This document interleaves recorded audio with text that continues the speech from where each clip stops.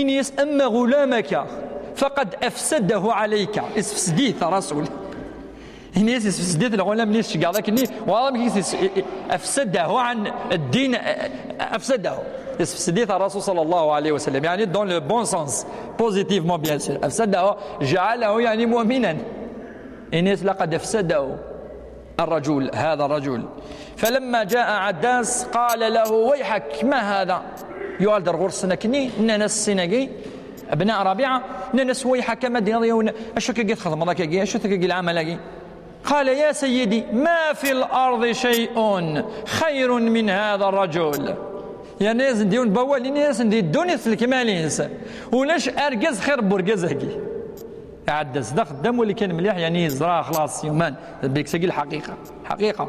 إنيس لقد أخبرني بأمر لا يعلمه نبي إلا نبي. إنيديون بوال آل النبي زمان دي زار. قال له ويحك يا عداس لا يصرفنك عن دينك فإن دينك خير من دينه. إنيس بالك تغادر دينينس الدين نكتشني يف الدين نسنتا هي في الحقيقة لاش لا الدينينس لا الدين إلا يوم الدين الحقيقة. نعم إن الدين عند الله الإسلام.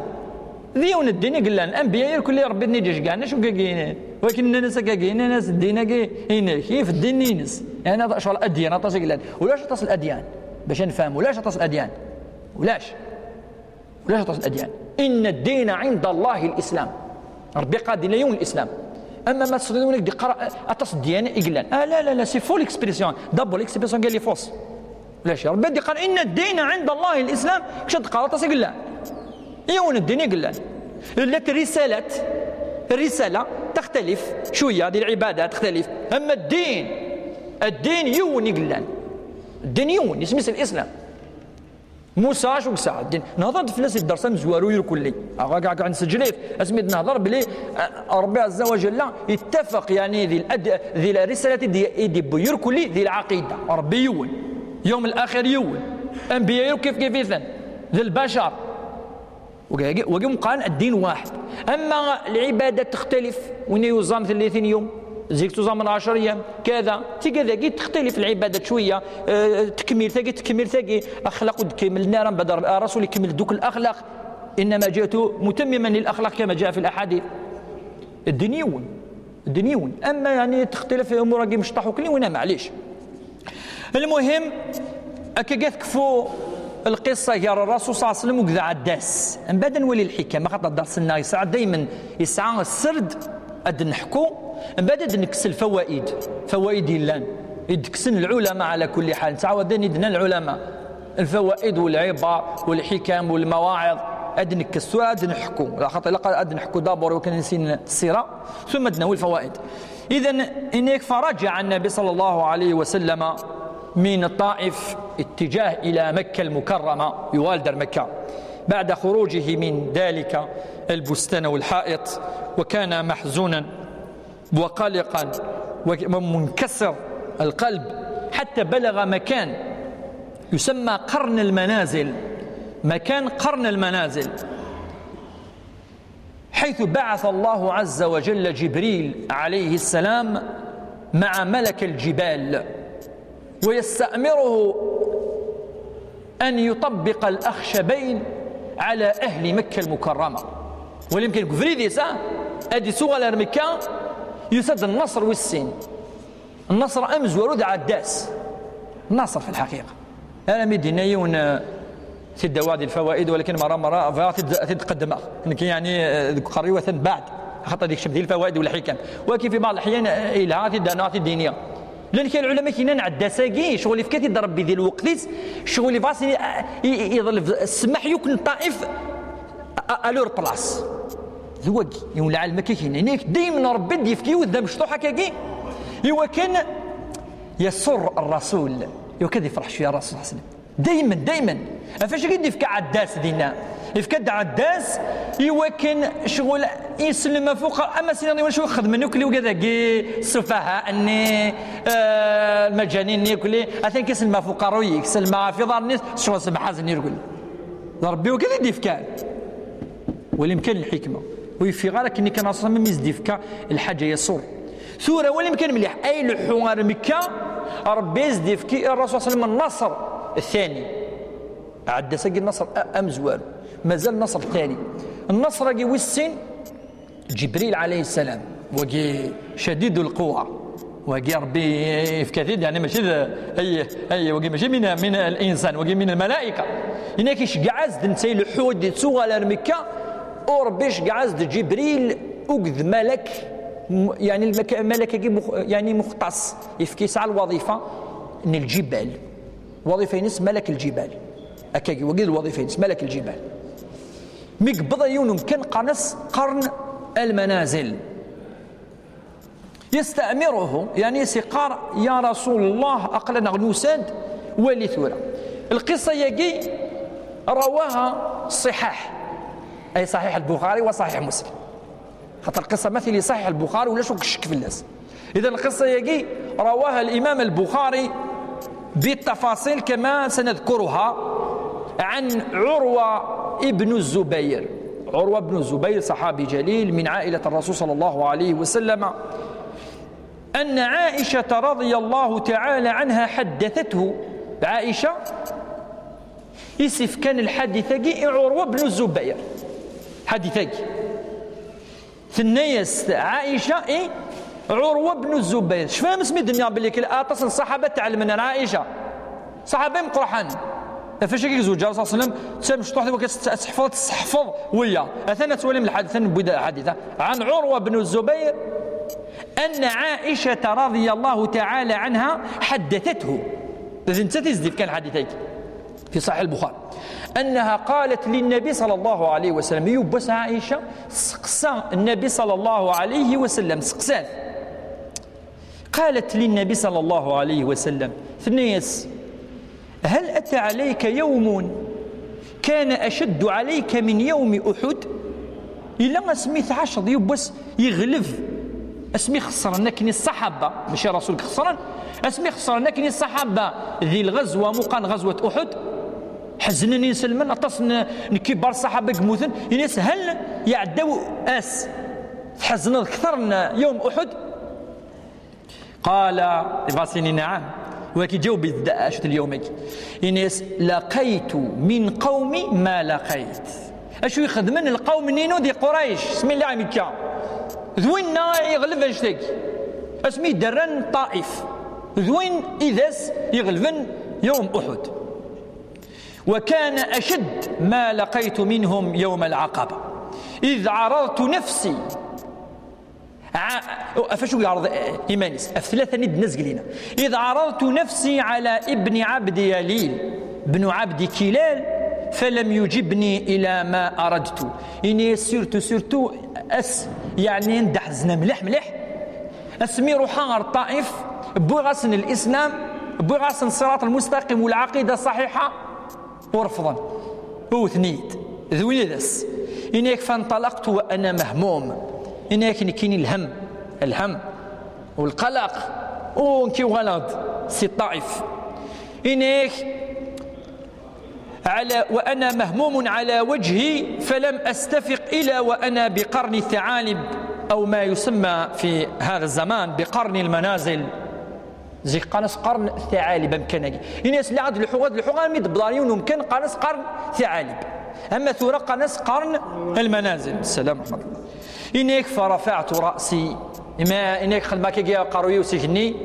فإذا أنا بسحابة ولا غيوذ مدينة ضببكني سحابة فأنا بسحابة قد أظلتني يوثن السحابة سفلو قروي إنك فنظرت إليها تولاك قريهني إنك فإذا بجبريل عليه السلام إنك فنظرت فإذا فيها جبريل أجي أما ديني لا تسمى الغمامني أسجنني ولا جبريل عليه السلام جني إنك فقال فناداني فقال يسوليد جبريل عليه السلام يسول الرسول صلى الله عليه وسلم سميس إنك يسوليد مثلا يا محمد إنك فناداني فقال إن الله قد سمع قول قومك لك يسلم أشوك دنا نكل السفهاء أني أشوك دناني الطائف ميك درفضان ميك درقمان يسلا يسن جبريل قال صلى الله عليه وسلم مثلا ربي سلايس أشد النان في الله وما ردوا عليك وقد بعث الله إليك. ربي يشقعك ديك تشيني سبيسيالمون ملك الجبال لتأمره بما شئت فيهم. واللي يمكن مليح اكتشف كن الأمر الرسول العظيم وقي لم يثبت ذي الرسول النظام عندك الرسول يأمر جبريل أو يأمر ملك الجبال وقي رسول عظيم يأمر جبريل أو يأمر ملك الجبال وكذا يخدمين يبغى الرسول وقلت لا إلا نبي عظيم. إن ياسم بعد فناداني ملك الجبال سولز ملك الجبال فسلم علي السلام عليك يا محمد. إن ثم قال يا محمد ذاك وهن فما شئت إن شئت أن أطبق عليهم الأخشبين ما ينتفغيض أسنجرا قوم قريش يال سن الجبال سن الجبال لاقي سن ذورا لاقي لنا ثورة سن الجبال لاقي إدوسا مكة يال سن الجبال سن ذورار الناس ما بغات نطبقا سن ذورار أتنجرو كلي مقال قبيلة قريش يوكي ذرمني نسى روحا أثني سنك يا ربي عز وجل إنك لفعلت. والأخشبين عند العلماء هم جبلين لمكة أبو قبيس والذي يقابله قعيقعان وهو جبل الثاني. فقال النبي صلى الله عليه وسلم من اسمه أثنسيجرا أثنى لغير سني ذورار أضروح وتفنار وقي ملك يعني وظيفته الجبلي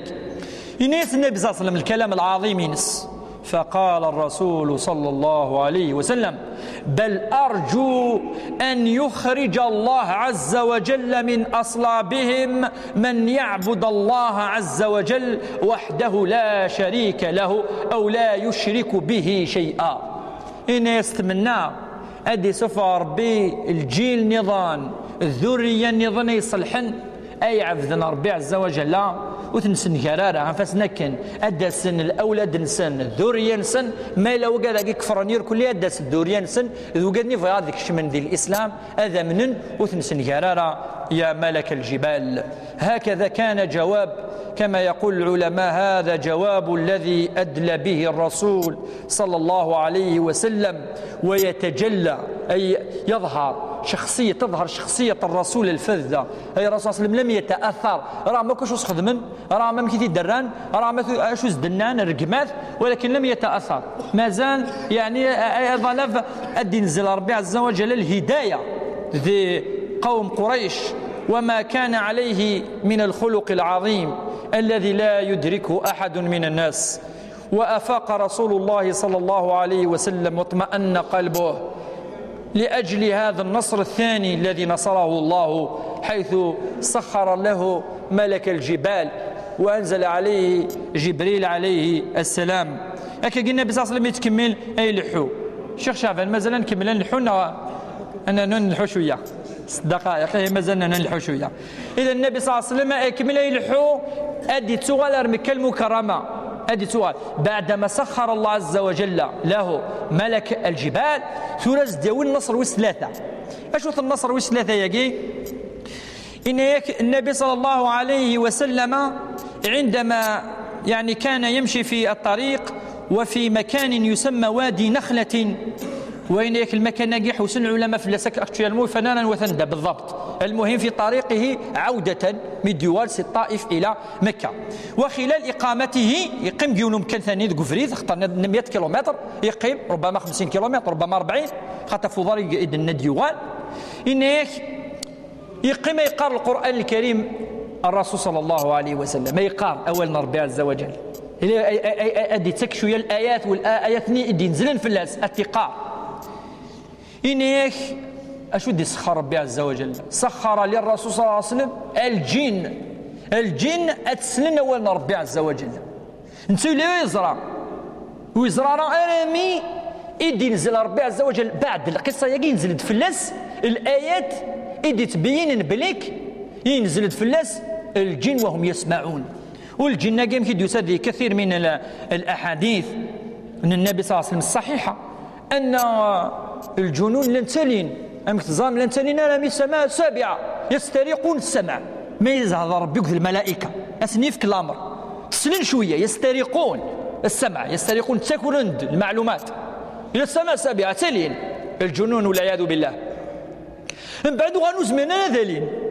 كل ما يليون الشهاب كثنتنيد الملائكة بالشهاب من النار يعني او تغالن دوز من هذا وظن دي تظن زي من بعد فانا خدمنا ينونكت اين كيقول من هذا لين اين كاشو كيقدران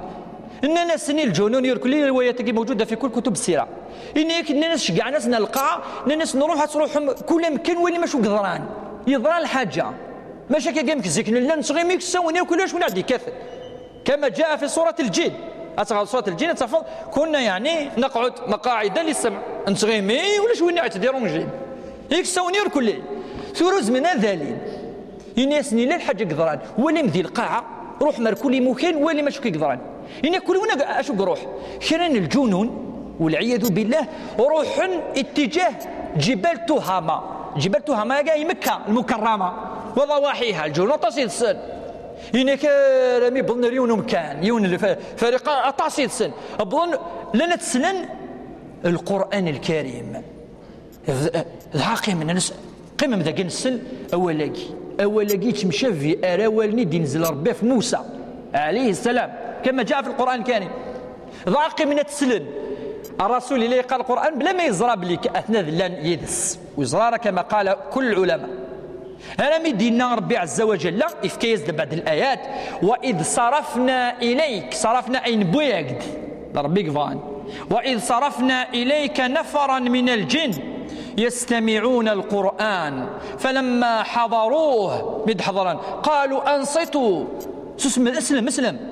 فلما قضى انتهى الرسول من القراءة ولوا إلى قومه منذرين وغانا القوم ننسنز نديش قعان إن الناس نثنثورا نكونين بويا ونديون الخبر قالوا يا قومنا إنا سمعنا كتابا أنزل من بعد موسى يصوت عيسى خاطر القرآن يكتم شافينا التوراة نبدر ذاكي الرسول يكتم شافينا موسى دي كل شيء الناس من بعد موسى هي في الحقيقة من بعد عيسى ولكن القرآن هو الشبيه إلى التوراة. التوراة فيها الأحكام الشرعية فيها القوانين تسمى القانون ولاد ندير قناص للوا دو مويز للوا تنكتب شافين آل القرآن الكريم. إذن الجن صحيح شد الناس وسوا وكذا وين صح الناس قالوا يا قومنا إن سمعنا كتابا أنزل من بعد موسى مصدقا لما بين يديه يهدي إلى الحق وإلى طريق مستقيم يا قومنا أجيبوا داعي الله وآمنوا به يغفر لكم من ذنوبكم ويجركم من عذاب أليم. الناس أمنن وكذا الجن جن مؤمنين أمنن وإحنا القوم نسخن أمنم أجيبوا داعي الله كشمم ذي الإسلام أمن مسي كلام الله عز وجل. ذي سورة الجن ربي كذلك يوحي إلى الرسول أنه استمع هذا النفر من الجن عندما كان يقرأ الرسول القرآن. قال تعالى قل أوحي إلي أنه استمع نفر من الجن فقالوا إنا سمعنا قرآنا عجبا يهدي إلى الرشد فآمنا به. فإذا آمنوا بالقرآن الكريم ولن نشرك بربنا أحدا إلى آخر الآيات. إذا الله عز وجل في كيس النصر الثالث للرسول صلى الله عليه وسلم أن الجن سد سلن ومننسي القرآن يا محمد هكا إن شاء الله يعني ما زال الكلام ذي الطائف ما زلنا في العودة دقي التتر إلى الطائف حيصل مقبلا إن شاء الله أسنر العودة من الطائف خاطرنا أن نحكوا مدي قال الرسول صلى الله عليه وسلم من الطائف مهموما محزونا منكسر القلب ولكن النصر من الله أيده بالملك ثم أيده بالجن يسمع إلى كلام الله عز وجل. ندعو الله عز وجل يوفقنا لما يحب ويرضاه. ندعو الله عز وجل أن يجعلنا مخلصين له في كل الأعمال إن شاء الله. ندعو الله عز وجل أن يرينا الحق حقا ويرزقنا اتباعه وأن يرينا الباطل باطلا ويرزقنا اجتنابه. سبحانك اللهم وبحمدك أشهد أن لا إله إلا أنت استغفرك وأتوب إليك. سبحان ربك رب العزة عما يصفون وسلام على المرسلين والحمد لله رب العالمين.